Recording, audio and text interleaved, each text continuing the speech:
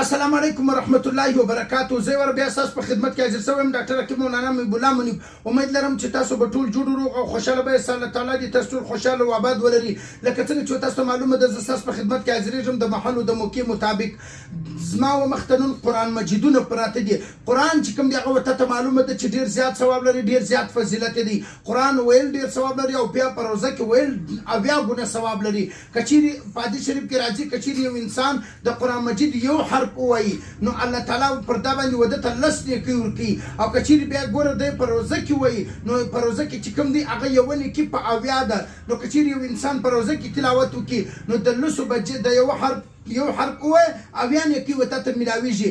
زما مخته چې کوم قران مجیدونه پراته دي د علمي پاکستان جامع سنټر د طرف او تاسو ورور د طرف چې کوم دي دعوتي تفریم ملاويږي. د دې نه شکرانه ستنه د دې چې کوم دي نه یو قیمت ستنه هدیه ست هیڅ نشته، فری ملاويږي ته فی سبیل الله چې دی هغه ملاویږي.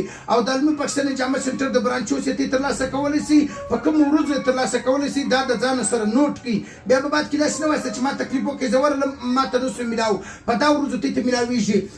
یو نن بود دی، بود جمعرات هفته، نن بود دی را روان جمعرات او را روان د هفتې په ورځ دا درې ورځې کې ته ملاوېدلی سي او را روان د بود هفته جمعرات په دا درې ورځو کې ته ملاوېدلی سي. یعنې تر را روان د 23 تاریخه پورې ودا وتې ته ملاوېدلی سي. هر کوشش دا وکړي چې خپل د ځان لپاره یا د کورنۍ لپاره کچیرې د چا قران مجیدونه چې کوم دي هغه شهید سوي یا اوراکې تیرې سوي چې هره مسله یې ترلاسه کولی سي.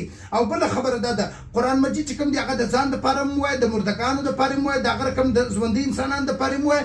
تا ته خو الله تعالی اسیم ثواب درکوي. نو د ټولو نیت او اراده وکړه چې په دې کې تا ته ثوابونه میلاو سي. او د هغه رقم چې کوم دی ته معلومه ده چې زما مورکۍ چې کومه ده، زما ګرانه مورکۍ، زما والده محترمه چې کومه ده هغه د دنیا سره رخصت سوې ده.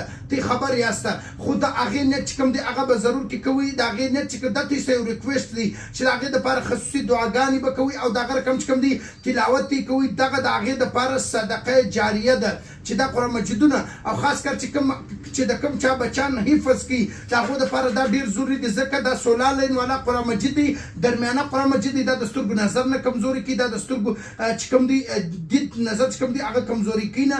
او بل د دې ورکې چې کوم دی هغه ژیړي دی د نظر حفاظت دی.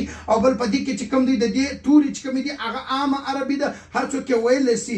دا قران مجیدونه چې کوم دی دا مرچ کړي دي صفا د دې عربي چې کومه ده هغه غلطیانې نشته کې ډېر زیاته مفید دي او ډېر زیاته فایده لري. او بله خبره دا ده کله چې امام احمد بن حنبل مولا الله تعالی په خوب ولیدي بیا الله تعالی د الله تعالی څخه پوښتنه وکړه ول ازما رب ته په چش باندې ډیر خوشاله کېږي چې زه هغه عمل وکم. الله تعالی ودته ویلې چې څه ټیم ته مکمل اویدل قران مجید ډیر وای. نو مشتیم دا پکاري په دې مبارک میاشت کې قران مجید ډیر وای چې ما چې مشتي ته مکمل اویدل زیات قران مجید وای چې څومره زیات قران مجید وای هغه مر بز مشتي د اهل او عیال در روان د نسل در نسل چې کوم دي دا هغه به فائدې بشرط کې چې موږ غضبولی نه دی. موبایل به موږ سره ته غورځو نو بیا موږ د قران تلاوت د دې سره موږ خوند اخیستلی سو.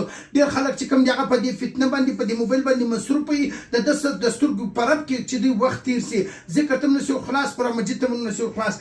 دا تی صرف د علمي پاکستان جامع سنټر د مین مرکزی برانچ جان محمد روډ صدیقیه تبلیغات مرکز ته مخامخ چې کوم زموږ مین برانچ دی د هغه ځای څخه ترلاسه کولی سي. او دغه شپږ ورځې ترلاسه کولی سي. را روان بود، را روان جمعرات، یو نن بود دی، را روان جمعرات او را روان هفته او بیا را روان بیا مخته چې کوم دی را روان بود جمعرات هفته تر 23 تاریخ پر داتې ترلاسه کولی سي. او د بل خیال ساتو او دا فری د دې وشکرانه یو پیسې چې د هغه نسته.